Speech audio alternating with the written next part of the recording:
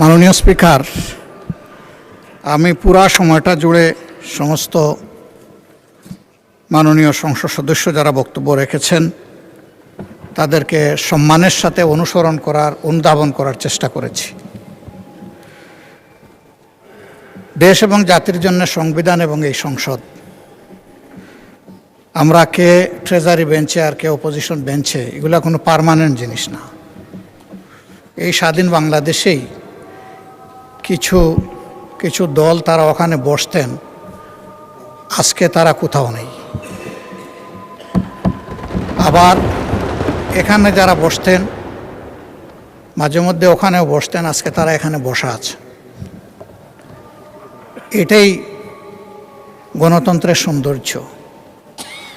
আমরা দলের অভিপ্রায় নয়, জনগণের অভিপ্রায়টাকেই আমরা সম্মান দিয়ে এখানে এসেছি এবং এই প্রস্তাবটা উত্থাপন করেছি।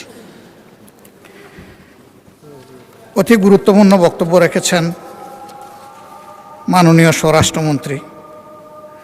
যেহেতু আন্দালির রহমান পার্থ সাহেব এখানে নেই, এই জন্য আমি ব্যাপারে কোনো কথা বলবো না। উনি ফায়ার করেছেন, কিন্তু কিছু কিছু ফায়ার ওনার ব্যাক ফায়ার হয়ে গেছে।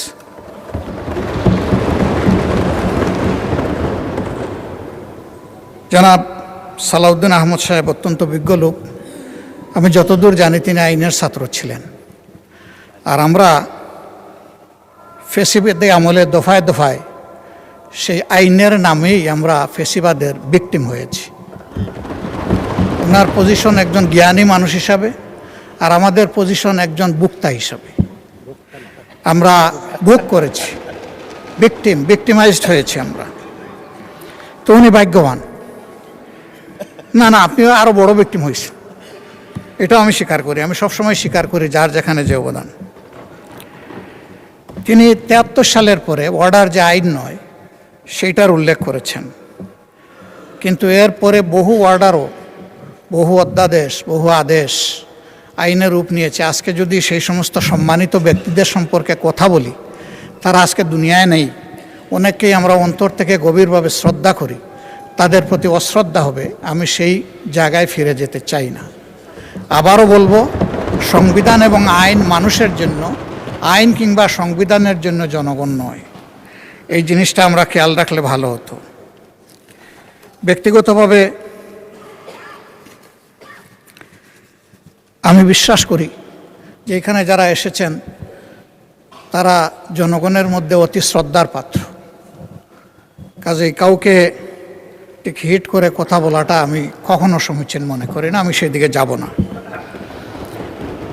আমাদের জনাব সালাউদ্দিন আহমদ সাহেব বলেছেন যে আদেশটা দেওয়া হয়েছে, এইটা একটা অন্তহীন প্রতারণা করা হয়েছে। কে করেছে? ইন্টারিম গভর্নমেন্ট এবং প্রেসিডেন্ট মিলে করেছেন। তো এইটা তো জুলাইয়ের 13 তারিখ হয়েছে, নভেম্বরের 13 তারিখ হয়েছে, আর ভোট হয়েছে 26 সালের 12 ফেব্রুয়ারি। দীর্ঘ সময় মাঝখানে ছিল। আমরা প্রথমে দাবি করেছিলাম গণভোটটি আগে হোক এবং সংসদ নির্বাচন পরে হোক, কিন্তু বিএনপির দাবির কারণে, একই দিনে হওয়ার কারণে ওনাদের গণভোট এবং সংসদ নির্বাচনের দাবিটা সরকার গ্রহণ করার কারণে ওনারা ফরমালি সরকারকে অভিনন্দন জানিয়েছে। তাহলে গণভোটটা তো ওনাদেরও দাবি ছিল।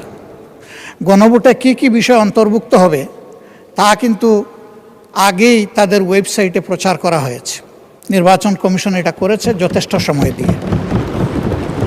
আমরা দেখেছি, সরকারি দলও এটা দেখার কথা।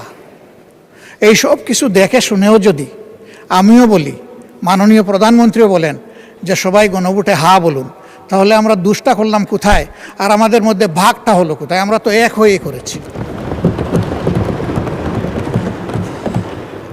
আমরা আমাদের জায়গায় আছি, আমরা জায়গা পরিবর্তন করি নাই। আমি ধন্যবাদ জানাই জনাব সালাউদ্দিন আহমদ সাহেবকে। উনি বলেছেন যে উনিই দাবিটা প্রথম করেছিলেন। জনগণ কি চায় সেটা আমরা জনগণের কাছে ছেড়ে দিই। যদি বেশিরভাগ জনগণ এটা সমর্থন করে তাহলে আমরা এটা সবাই মানব। বেশিরভাগ জনগণ সমর্থন করেছে, এখন এটা মানার প্রশ্ন। যদি আমরা অসাংবিধানিক বলি, আবারও বলবো অতীতের অনেক গণভোট নিয়ে প্রশ্ন উঠবে, আমি সেদিকে যাব না। অসাংবিধানিক বা সংবিধান বহির্ভূত অনেক কাজই তো হয়ে গেছে, সবাই মিলেই তো করলাম। তো সেই জায়গায় তো আমরা কোনো আপত্তি করলাম না। কেন করলাম না? এটা দেশ এবং জনগণের জন্য প্রয়োজন ছিল। সেই জায়গায় যদি না করি, এই জায়গায় তারা যদি এই সপোর্টটা নিয়ে আজকে এই সংকট তৈরি না করতেন, এখানে এটা আলোচনারই দরকার ছিল না, এই সময় নষ্ট করার দরকার ছিল না। এই মহান পার্লামেন্টের, এই মহান সংসদের এই সময়টা তো আমরা ব্যয় করছি এই কারণে যে ওই কাজটা হয়নি বলে। এই জন্যেই আমরা চেয়েছিলাম যে এই অধিবেশন কিভাবে ডাকা যায়, কখন ডাকা যায়, তার উপরে আলোচনা হোক। আলোচনা অনেক হয়েছে, পক্ষে বিপক্ষে, মেরিট ডিমেরিট অনেক এসেছে। আসার শেষ প্রান্তে এসে আমাদের সম্মানিত সদস্য এবং স্বরাষ্ট্রমন্ত্রী বলেছেন যে সংস্কার পরিষদের মেম্বার হিসাবে আমরা যে নির্বাচিত হচ্ছি এর জন্য কোনো ব্যালট ছিল না। আমি বলবো ব্যালট ছিল। গণভোটের ব্যালটটাই সেই ব্যালট, এবং যে আদেশ বলে গেজেট হয়েছে ওখানে পরিষ্কার লেখা ছিল যে এই নির্বাচনে যারা সংসদ সদস্য হিসাবে নির্বাচিত হবেন তারা একই সাথে সংস্কার পরিষদের সদস্য হিসাবেও বিবেচিত। আমি মনে করি যে আজকে তো আমরা একটা ছোট অংশ, বিশাল অংশ জুড়ে ট্রেজারি বেঞ্চ, এবং এখানে অনেক অভিজ্ঞ পার্লামেন্টারিয়ান আছে। আমি ব্যক্তিগতভাবে একেবারেই পার্লামেন্টে একজন শিশু। আজকে এই পার্লামেন্টে আমার বয়স হচ্ছে 4 দিন, 4 দিনের শিশু আমি। তারা তো অভিজ্ঞ, তারা এই বিষয়গুলো আগে নিশ্চয়ই খুঁটে খুঁটে দেখেছেন।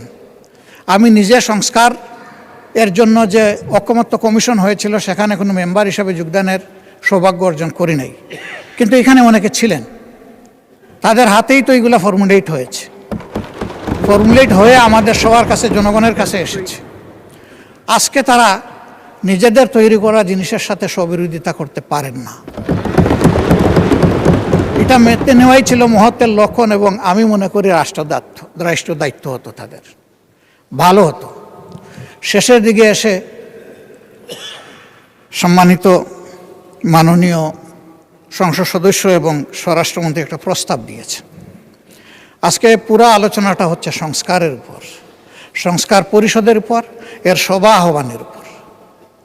তিনি যদি ভালো হতো এরকম করে একটা প্রস্তাব দিতেন যে এই সংস্কার নিয়ে যে আলোচনা হলো তাকে একটা জায়গায় পৌঁছানোর জন্য আসুন আমরা একটা বিশেষ কমিটি করি, তাহলে that could be matter of consideration.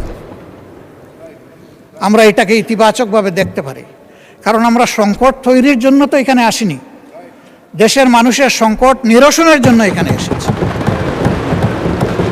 আমরা প্রথম দিনই মাননীয় স্পিকারকে অভিনন্দন জানাতে গিয়ে বলেছিলাম যে আমরা একটা গঠনমূলক বিরোধী দল হিসাবে এখানে দায়িত্ব পালন করতে চাই।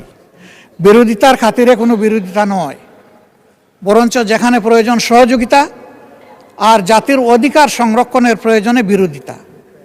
আমরা আমাদের পজিশনে এখনও আছি।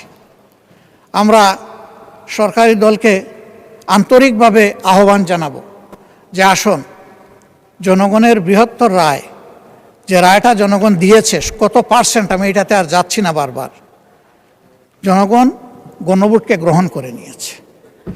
আমরাও গ্রহণ করার মাধ্যমে জনগণকে সম্মান করি, তাহলে এই সংসদ সম্মানিত হবে ইনশাআল্লাহ।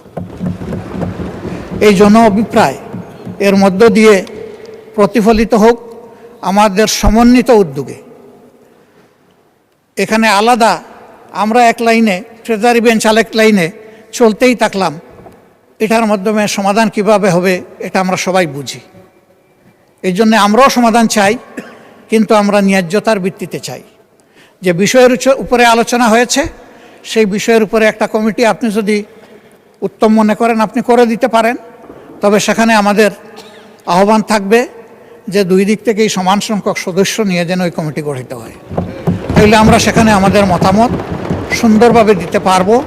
এখানে সংখ্যাগরিষ্ঠতার ভিত্তিতে যদি কোনো কমিটি গঠন হয়, তাহলে এখন যেমন এখানে ডিবেট হচ্ছে, তখনও সেখানে ডিবেট হবে, যে লাউ সেই কদুতেই থেকে যাবে, অন্য কোনো ফল আমরা এখান থেকে আহরণ করতে পারবো না। মাননীয় বিরোধী দলীয় নেতা আপনি কনক্লুড করুন, টেক অ্যানাদার 3-4 মিনিটস। আমরা আমাদের অভিপ্রায় আপনার সামনে তুলে ধরেছি, এখন সিদ্ধান্ত আপনার। আপনাকে ধন্যবাদ। আসসালামু আলাইকুম। ধন্যবাদ বিরোধী দলীয় নেতা।